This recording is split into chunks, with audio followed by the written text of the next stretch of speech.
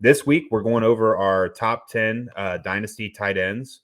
As like all of our lists, we've got definitely some differences, but I feel like overall in our top 10, I think most of our guys are all there. They're just maybe different ranks within the top 10. And we'll get into some more details of it, but I think we can almost somewhat agree, like outside the top 5 is when it get kind of weird, like who are we going to put there? It just shows you like the how volatile this position group is, especially in fantasy football, because outside these top 5 guys for both of us, I felt like it was kind of hard to pick some guys that you really feel comfortable every week. Like if you go through running backs and wide receivers, it's like every week it's a no-brainer. You're starting one of these guys in your lineup, start your studs. Where and at tight end, I feel like that group is just so much smaller. And then and age isn't as big of a factor. I don't know if you would agree with that. Do you Yeah. think age is a big of a factor at tight ends? No, I mean I discount age a lot in this area too. A lot of the leagues I'm in right now in Dynasty are just single one tight end, no premium, so it's kind of even less more devalued. But yeah, I mean outside of a few of those really high end, top end tight ends, it's really difficult to really rank or kind of decide how you want to rank them. Actually, the remaining tight ends, people take different strategies, and I do, like you said, I'm not too worried about the age. What I'm kind of looking for in my latter half of the top 10 of tight ends is those tight ends that I think could really pop and maybe really just become one of the top 2 or 3 tight ends. So it really doesn't matter about their production, where they've been. I kind of try to see, hey, is this someone that could really make it up there into that top 3 or 4, tight end positions where they are a difference maker? Great. If not, then I don't really hold out much hope for them. Just as I mentioned, like Cole Kmet, there's a little more upside on him, but personally, I feel I've seen enough of him, and for that reason, he's kind of outside my top 10. Yeah, I think I left him outside mine as well. And I'll pop up my bottom 5 here. Yeah, I agree. It's like some of these guys in their first couple years, I feel like you know what you're going to get. I mean, I know sometimes tight ends take 2 or 3 years to develop, but this is Cole Kmet's going into his third or fourth year already, and I think we've seen how that offense is going to go. And he seemed like he had all the opportunity to kind of break out last year, but maybe with more weapons, he gets more opportunity. We'll see this upcoming season. So let's start with it. I put Isaiah Likely at the 10 spot. Obviously, he's behind Mark Andrews on his team. But when Mark Andrews wasn't on the field last year, or sometimes even when he was, I feel like Isaiah Likely was huge. Like he's a different type of tight end. Like Mark Andrews is a real big bodied guy that kind of muscles his way to the football, where Isaiah Likely is more of a slender, faster guy that maybe might be a little bit better route runner. That is almost looks like a slot receiver, just obviously a little bit bigger. So I liked what I saw from him last year. I think that Mark Andrews isn't going to be on the Ravens forever. I'm not sure what his contract is like, but I wouldn't be surprised to see Isaiah Likely kind of step up and be more involved in that offense, especially one that is deprived of weapons in the wide receiver position that might rely on a 2 tight end set more often. Evan Ingram at number 9. Finally, we got to see him with a good quarterback and used properly this last season. Obviously, most tight ends, he was wildly inconsistent throughout the year. But I think I did a short on top 5 tight end performances this past season. He was either number 2 or 3 on him. Like he had some big games. Definitely a big red zone threat, a phenomenal athlete. So with Trevor Lawrence there and him being going there again this upcoming season, I'll definitely stick Evan Ingram in that number 9 spot. David Njoku, it's kind of a similar situation to Evan Ingram, I would say, with a guy who's definitely got all the talent in the world. Just hasn't really got the opportunity. I feel like last year we wanted to see him with Deshaun Watson, and it seems like as soon as Deshaun got done with his suspension, David Njoku ended up getting hurt like the game prior, so we didn't really get to see him together very, very often last year. Again, a team that probably could use some more weapons. Amari Cooper's always been wildly inconsistent. Donovan Peoples-Jones last year was probably their most consistent player when it came to the receiving core. I'd like to see David. I could see David Njoku taking steps, and it wouldn't surprise me if he finished in the top 5 wide receiver, tight end category this upcoming season. Number 7, if you don't know him, Michael Mayer is going to be a rookie this upcoming draft. He is a stud athlete. I really think that the quarterbacks are overshadowing a lot of talent in this draft, especially at the wide receiver position and the tight end position. There's like 3 tight ends in this draft that I think are guys we need to pay attention to. This last draft we had, it was Trey McBride was like the first tight end off the board in the draft, and I think there's 3 guys in this draft that are easily better than him. Michael Mayer was used every which way for Notre Dame, and he's a very good blocker. So he's a guy that's going to be on the field doing it all. And then number 6, I'm going to throw Dallas. I threw Dallas Goedert in there. He would be higher, but there's just too many mouths to feed on that team. I don't know where exactly you had him ranked, but I assume he's got to be in both of our top 10s. I think with just all these weapons, it's just hard to get him a lot of value, or hard to put him in my top 5 because he's the 3rd best option. And I think if I remember my top 5 correctly here, that most of them are either the 1st or 2nd best option on their team, where Dallas Goedert, I think, would be realistically the 3rd. There's just too many mouths to feed on that team, so it really eats into his potential fantasy production. What are your thoughts here on the bottom 5 list here? Yeah, a couple of interesting choices here. I know you got the rookie in there. I wanted to see if you could talk a little more about Michael Mayer and how you have him ranked, kind of 7. It looks like you have him even above some of these younger. And you got a good mix of tight ends there with likely Ingram, Njoku, showing age doesn't really matter. But I wanted to see what Mm-hmm. how you ranked Mayer up there at 7 first. Yeah, I mean, you need to watch film on this guy because, I mean, obviously the first game of this last season was Buckeyes versus Notre Dame, and Michael Mayer was just used like they were throwing quick screens to him. That's how versatile he can be at the tight end position, and then you'd see him lined up right next to the tackle blocking. So I think when you have that versatility, it makes it huge that you're always going to be on the field and you're going to be lined up in these different situations for better matchups. And the way this draft is going to pan out, I could see him going late in the first round, which usually leads to him being on a team with a high touchdown upside. Just off the top of my head, there's some tight end needy teams, including the Bengals would be a great landing spot for him. I wouldn't be surprised if the Bills ended up taking him as well. I think Dalton Knox is. I was never big on Dalton Knox. I think he was just a guy, or I'm sorry, Dawson Knox. I think he was just a guy that benefited from a high touchdown upside team and happened to keep getting in the end zone, where I think Michael Mayer could be that guy that gets you 6 to 8 receptions along with the touchdowns. So I just like the way he can be used. Honestly, I see him being used similar to Evan Ingram, but I really like Michael Mayer better as an athlete. That's So fair. again, the way you kind of described it was, what these guys that are in my 6 through 10, which one do I think could potentially be a top 5 guy? I really think Michael Mayer could be a top 3 guy the way with his profile. So I think he'll start to get noticed more after the draft and when we're getting into like these rookie training camps. I think he's going to turn some heads. That's cool. Yeah, I think that's fair and makes a lot of sense. I just had him on my top 10. He was a little bit outside of it and kind of for a different reason.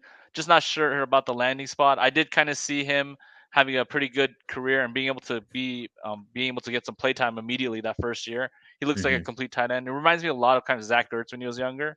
So we'll kind of see if he does kind of carve out a role. Zach Ertz had a lot of great finishes. I'm just not sure if the ceiling is there yet. I kind of want to know more landing spot. He is athletic, but just not quite. If he doesn't remind me totally of like the player that I wanted, but I do have someone else similar up there that I have. But that's fair. Just want to get that sense. And the other question I had for you was, let's see. Oh, so for Dallas Goedert, I kind of was just in the same place. I'm gonna get to later, but I did have him around the same place for kind of the same reason. And then I guess Evan Ingram, you see a good career beyond maybe next year. I know he's just been franchise tagged. Do you look beyond 1 or 2 year windows for tight ends? I know age doesn't matter, but Yeah, I mean, yeah, I'd like to, but I feel like outside maybe like the top 5 or 6, maybe even 7 guys, it's hard to look further ahead because uh, they're just the tight end group is just so wildly, like they're just volatile when it comes to their production. So I think Evan Ingram is a great talent, and I hope that he does stay with Jacksonville, even though he's on the tag. I just gotta hope that maybe he lands somewhere else because I think he's just gonna show what he's capable of with Trevor Lawrence throwing him the ball. yeah. That hopefully he, even if he's not there the next year, whatever team ends up signing him decides to utilize him in a similar way. Gotcha. Yeah, I mean, I see, and that kind of goes to like the strategy of tight end position and what you want to do with it, and kind of, I agree with that kind of production with Evan Ingram. For me, I'm really looking at the tight end to, if I have that one position, to either be a real difference maker or just kind of fall into that mess of crowds. There are a lot of consistent people that will fall in there, but I want kind of that tight end that might give me like 25 points one week or something. And the ones that really do it more often, Rob Gronkowski, Travis Kelsey, those are, I think even with Mark Andrews, he had a couple of those weeks. Those are kind of like the tight ends that I'm really looking for. And if I don't get those, even the top tight ends that can score 16 points here and there, very few often, 4 times a week or something. I'm kind of just looking for like almost a week winner in terms of tight ends if I don't have the top end folks. So getting to my top 10, starting from the bottom 10, I picked Dalton Kincaid. The biggest reference that I've seen, a lot of comps compared to him that I've heard personally was Travis Kelsey. So it's very high regards, but I just when someone starts linking him to Kelsey, and a lot of people start linking it to the name, it's kind of worth checking out the tape. Mm-hmm. Move tight end. He has really good yards after the catch ability. So if he could land in a good spot where they really can utilize the tight end, I really like it. I like where the position's headed and kind of what he's doing in that role. I think it grows, and I think he's a good model for that. So kind of have him there. Number 9, I have Chig Okonkwo. I think he's just awesome. He kind of popped eyes last year at Combine when he ran a 4.54. It's like 6'3", 238 guy, but Yeah. one of the huge but fast tight end, and it shows Mm-hmm. up on tape when he was playing in the games. Picks up the ball, it does really well. So I think with the quarterback situation in transition there in Tennessee, whether it's going to be Malik, whether hanging on to Tannehill, or they go with someone new, I think there's good opportunity to really grow. And he's really athletic, and he is one of those tight ends that can possibly just kind of pop a lot of those weeks. So I really kind of like him. Number 8, I have Njoku. I still think he's athletic. He's one of those older folks that I've kind of really held on to. I think he needed to learn the game. Mm-hmm. I think there was a lot of just disorder and just chaos in Cleveland, and just he was hampered with injuries that he didn't really get a full chance. Last year, he started getting on rhythm. He had pretty couple good games with Jacoby, and then Deshaun came, and I think they were trying to get their chemistry going. So I'm looking forward to next year. Again, he's one of those athletic tight ends that can really pop, and he did show me a couple weeks here and there that he could score pretty well. That was 16, Mm-hmm. 17 points. So I really like that and wouldn't mind having him on my team still. Number 7, I have Greg Dulcich. I have a little bit of a dream for him, and with Peyton and the Broncos. He's a very athletic tight end as well. And depending on what happens with some of the weapons that they have there, whether Sutton moves, Judy gets traded, on Tim Patrick, all that situation going on, there may be a chance for him to really shine and play maybe like a Jimmy Graham role. That's what I'm really hoping for, is kind of that upside. Jimmy Graham was, I think, 4 inches taller, but I kind of see that same athleticism, and Yeah. he does have some contested catch ability to Dulcich, so he can play a little bigger. So we'll see. Kind of another one of those really dart throws that I think can really pop in the tight end position for multiple weeks. Number 6 is same as you. I got Dallas Goddard. Really like his consistency. He's a really athletic and good tight end. But again, I think there's a lot of mouths to feed, and I think because Jalen Hurts takes away some of the touchdowns when they're in close, it takes away maybe a touchdown or two from him. So put him there. But again, that offense is still good, and he's still really good target for the team that deserves top 6 ranking for me there. I don't know if you had any questions or disagreed with any of this stuff. I mean, obviously, we have our disagreements Yeah. because our bottom 5 are different. But I mean, all these guys that like Dolchik, Okonkwo, or Kincaid, all these guys would be like right after my list because, again, young guys with upside, right? I mean, Kincaid would probably be number 11 for me, and then I'd probably put Darnell Washington right after that, Yeah, another rookie that's in good this too. upcoming draft, dude that has all the size, and has that highlight tape of like him hurdling guys all the time. So yeah, I don't mind this list. I don't know about Greg Dulcich. He could find himself in a good situation if they completely like dismantle the receiver core. I don't know why they would do that, but it sounds like it's definitely a possibility because Jerry Judy is on the block, but I think they're asking something way too high for him right now, but that could change closer to the draft or during it. So he could find himself in a good situation volume wise. But I think I'll take like younger, talented guys. That's why I kind of put in Likely and Mayer, Ingram over guys like him and Okonkwo. And the only reason Okonkwo is probably not in my top 10 is because the quarterback situation.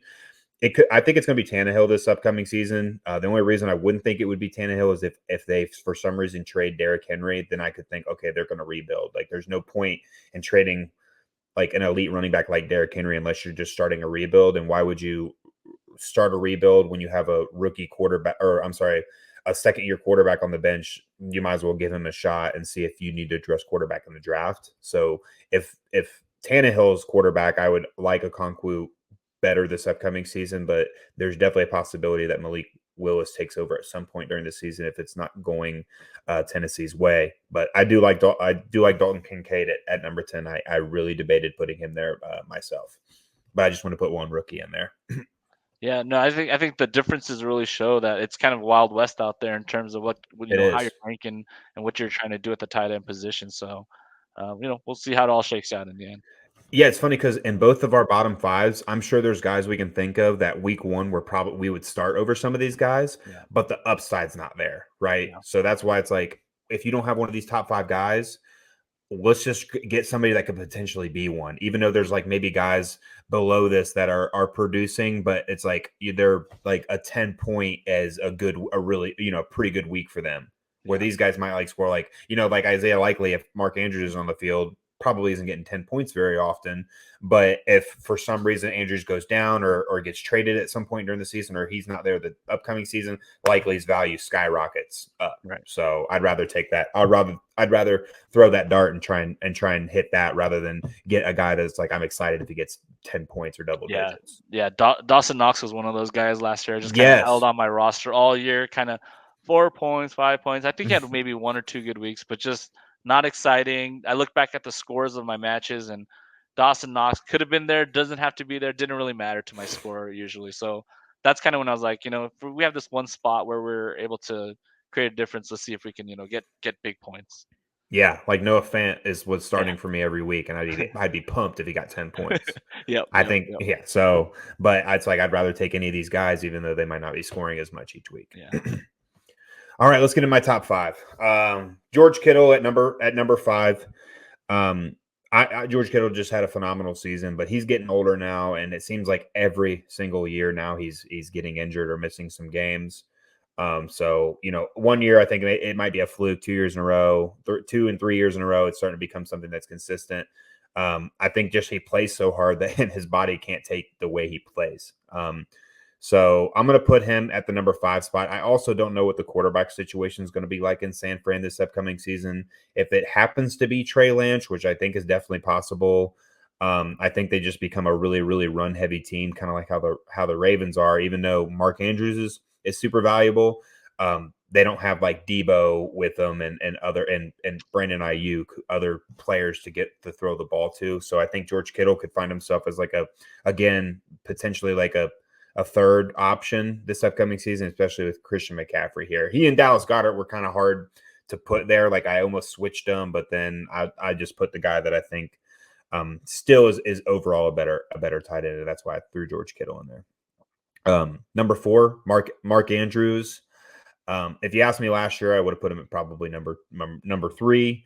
But TJ Hawkinson has passed him up. Mark Andrews now is also getting older. The quarterback situation in Baltimore is extremely up in the air. We have no clue who's going to be quarterback for them next year. At this point, it might be Lamar on the tag. If it is, I think that's great for Mark. But now he got hurt. And he's getting older. So is this something that we're going to start seeing? Because I mean, as these players are getting older and they're being used a lot, it wears and tears on them, and they get hit. So it's not like Lamar has got the accuracy to keep Mark Andrews safe either, right? He's just going to try and throw it and hope he catch it. Throw it in his general area. If he catches it and takes a hit, oh well, he's not like Brady or Rodgers or any of these other elite quarterbacks that can pinpoint the ball to make sure their tight ends catch it safely and are able to maybe avoid contact. So I'll throw Mark Andrews there at 4 based on his age over some of these other guys. TJ Hawkinson at number 3.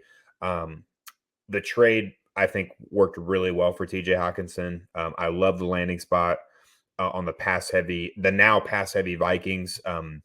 They went into this season basically saying they're going to air it out a lot more, and they did. And when TJ Hawkinson moved over there, he benefited from it greatly. He had some good games with the Lions last year, but I think overall he was way more consistent. He was more consistent with the Vikings. I'm excited for him this upcoming season, with him being the second option behind Justin Jefferson. Number 2, Travis Kelce. I think we can both agree if Travis Kelce is not retired and playing with Pat Mahomes, he's the best option to start at the tight end position. But he is getting older, and when are we going to start seeing regression? We're probably going to start seeing it here this upcoming season and seasons following it. But still, just a phenomenal athlete, a guy that wins you games. His ceiling or his floor seems to be like 15 points when his ceiling is like 45. You can't get much better option than Travis Kelce when he's on the field playing. And we've seen it in the past that some of these tight ends can play into their mid-30s and still put up really good numbers. So it wouldn't surprise me if Travis Kelce is one of those guys at the end of his career that also does that. And then number one, I'm giving him one more chance. I'll take the most talented tight, who I think is the most talented tight end in the NFL, and that's Kyle Pitts. Has the ability to be a wide receiver in the NFL, but he's lined up at tight end. His usage was horrible last year. I'm not sure why a franchise invests so much draft capital in a tight end. He has a phenomenal rookie year for a tight end. I think he got 1,000 yards, and then the next year they use him way more as a blocker.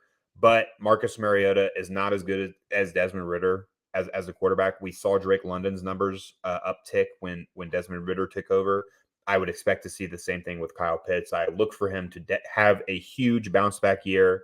And obviously the age plays a factor in why I still have him at number one, along with his athletic profile. So what are your thoughts here on the top five? Overall, I think it's pretty good. I have similar top five as you, but just all in a different order. I think the main issue that I have is with Kyle Pitts and just trying to figure out what's going to happen next year. Again, a lot of owners are super frustrated this year, and for that reason, I kind of have him lower down in my top five for that reason. But in terms of everything you said, pretty much agree. I think it's in terms of just fine tuning some of the adjustments that I might make for age or what I think is a little more upside and kind of landed in my top five. But overall, agree with yours. Yeah, I would say that Kyle Pitts arguably was the biggest bust of the 2022 fantasy season. I think he was probably one of the biggest disappointments, if not the biggest.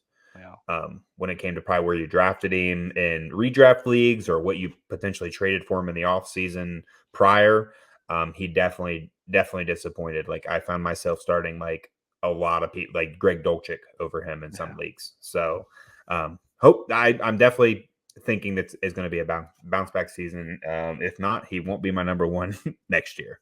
Yeah. No, I mean, yeah, he was annoying. I mean, that's why I have him at 5. I've kind of given up on him, but again, he's super young. He had 1,000-yard season his rookie year, so there's no doubting that he did that. And he has the ability, and he's huge, and he's a freak, so he can do it. It's just a question of will the system, will the Atlanta offense kind of tailor it so that he does get open, and is he going to get open at the tight end position? There's always little talk about does he get converted to wide receiver at some point? Kind of takes some of the shine off for me too in terms of the tight end position. That definitely would. Yeah. But the two pieces of interesting news that I thought came through recently was that they signed Jonnu Smith, and then they also a tight end that used to be with Arthur Smith on the Titans, and then they also signed one of their guards to a long-term contract too. I think which kind of takes away money from maybe more weapons that they could add more at the skill positions. So I don't know if you had any additional thought in terms of the addition of Jonnu Smith would do to the team. I thought he was going to come to be the blocker. I was like, all right, they got a blocker. And I was looking back at Johnny's numbers. And I was like, no, he didn't block all that much either. He was going out there running routes. So I'm like, does that affect Pitt's numbers? I'm not sure. So I don't know what you thought about the signing there. Yeah, it didn't make sense. I loved it as a New England fan because I think he was a huge disappointment for the contract that we gave him. But if you look at these Falcons' weapons and then what they need, they're probably going to pass on skill position in the draft. Mhm. So who are your targets out there? It's Drake London, Kyle Pitts, and then is Jonnu your third best option now that you brought him in? I would argue, yeah, it is. So they might be running a lot of 2 tight end sets. That I wouldn't be surprised if they were somewhat run heavy again this upcoming season, but not as much because if you remember in the preseason, Desmond Ridder was getting a lot of rushing yards. Like I think he's more of a polished passer than Marcus Mariota, and he might be a better runner as well. So I won't be surprised if they again are a run heavy team that's doing like 2 tight end packages with maybe 2 receivers. Algier might be in for a much heavier workload this upcoming season. So We'll see. I'm not sure, but I would imagine it's to bring in that 2 tight end set. That's fair. There were a couple years I want to say where Arthur Smith had was it Delaney Walker? I mean maybe Delaney Walker and Jonnu. current and Johnu running double tight ends I think, but Yeah. yeah, it's very possible, and I think one of them, I think it was hard to say, but Delaney had a couple good years there too. So we'll definitely see what happens with the Falcons. But for a lot of the reasons and just being burned last year so much by Kyle Pitts, I have him kind of down at 5. I agreed with you in terms of George Kittle in terms of getting up there in age, and the big concern for me there was also the quarterback situation. I really liked the connection that he had with Purdy. They were, connecting on a ton of touchdown plays, and Kittle was able to show off his yards after the catch.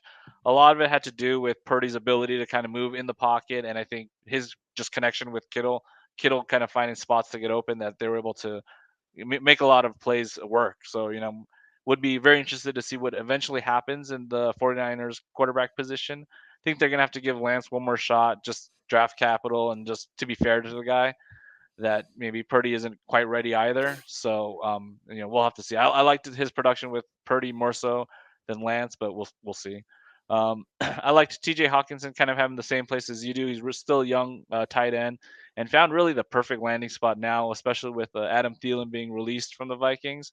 It really opens up a lot more targets, and he was already showing that he was kind of the dominant, maybe the second option for the Vikings behind Jefferson at the end of last year. And what I really liked was that he now showed a lot of those pop weeks where he's scoring like 2 touchdowns, scoring over 100 yards, making like 9 catches a game. Those are kind of what I'm really looking for in that tight end position that week when they can really do that for you. And I think like Hawkinson on the Vikings has really been unleashed. So, really looking forward. And I could see him moving up the ranks too, because he was touted that, when he came out as the top tight end, he was just in the wrong offense with the Lions and just not able to get going. So, maybe the time is now. And like you said, it does take a few years for tight ends to really get going. And 3-4 years in, that is about the right time. Second place and second and number 2, I have Mark Andrews here still. I know you ranked him a little lower, just generally by a lot of question marks. I think he's a pretty good, talented tight end. He's been doing it for a couple of years now. I'm also looking forward to the fact that they have a new offensive coach with the Ravens this year. He was the coach for the Georgia team, where they used a lot of 2 tight ends in that team, and they were kind of like the main focal points. If he kind of import some of that kind of offensive scheme that he used in college for Georgia over to the pros, I think there's a little more opportunity that Andrews can keep up his target share and his and his just yardage and his fantasy points. The coach Monken also did say that he will tailor to the players' needs. I think that's more of a comment to saying like we recognize that Lamar Jackson is a good runner, so they want to still use it. But again, the fact that I think Mark Andrews is a good tight end and has been a good tight end uh, lets me keep him at number 2. He provides those weeks where you're putting up 20 points, so I still like that a lot about him. And number 1, I still have Travis Kelce. Just he's done it all. He's been separated from the other tight ends last year by over 100 points. That adds up to quite a bit of an advantage every week. And the fact that he's 30, I haven't seen any wear and tear. I haven't seen him really slowing down so far. I could see him maybe slowing down in 2 to 3 years, but he's just tied to Patrick Mahomes, and they're both just really doing well. And I see no reason to rank him outside of it as well. I was looking back at kind of to see Tony Gonzalez and just see, man, how did this guy do over the years, and how did his career arc end? He still ended on a really high note, fantasy wise. I think he was still near 1,000 yards and near the top 10. So it was really cool to see that some of these really elite tight ends can last a long time. So I think Travis Kelce would kind of be on the same career arc where he gets to determine when he retires, and he's going to retire probably top of his game. So I have him. I have him number 1 there. Yeah, I would imagine if Travis Kelce keeps the same pace he has been the last like 3 years for 3 more years, it'd be hard to not name him as the number 1 tight end of all time. And like, yeah, that's what I was mentioning. Like, or when I was talking about some of these guys playing in their mid-30s, Gonzalez was the one that came to mind. And he has one of the coolest photos of all time when he's like lined up in the red zone. There's just 2 dudes right in front of him ready to double team. And that was late in his career. Like, he wasn't like he wasn't in his prime per se. I think he was in his 30s when he did that. So Travis Kelce has that effect now, but Pat Mahomes can find ways to make everybody look good. So it'll be interesting to see if Kelsey's volume goes down with apparently Sky Moore and Tony will be used a lot more this upcoming season, was the reports soon after the Super Bowl, which I would like to see Kadarius Tony break out. Obviously I don't have much debate between our lists. We kind of already talked about Kyle Pitts, and I guess Mark Andrews was our only other difference. And with that 2 tight end set, that's where I think that maybe Likely's value starts to maybe he even though they're on the field both the same amount, or Mark Andrews still might be on the field more because they're not always going to be 2 tight end set. But even when Likely is out there with him, maybe it eats into his production is what I would maybe assume happens. So I was gonna ask you, Bryce, do you play any tight end premium or like leagues where you have to start 2 tight ends? All my dynasty leagues are super flex, and all of them are tight end premium. All of them. Yep. So they do have a little more value when it comes to that. And we have some people commenting. We'll get here soon because we're probably not going to take the full hour today. So we'll talk to some of you guys in the chat. But yeah, all of them are like that. So tight ends have a huge advantage when it comes to value. Thank you. If you're still viewing or you're viewing this later, please like and subscribe on the YouTube channel. Join the Discord. I did put it in the chat. Facebook group, RotoHeat Dynasty Fantasy Football. Super active community. I've seen DMo in there being active on chats. I'm always active on questions or trade talk or anything like that on there as well. Great community. Great for any questions you guys need. And we will see you next week talking about our top 10 Dynasty quarterbacks. Thank you, guys. See you guys.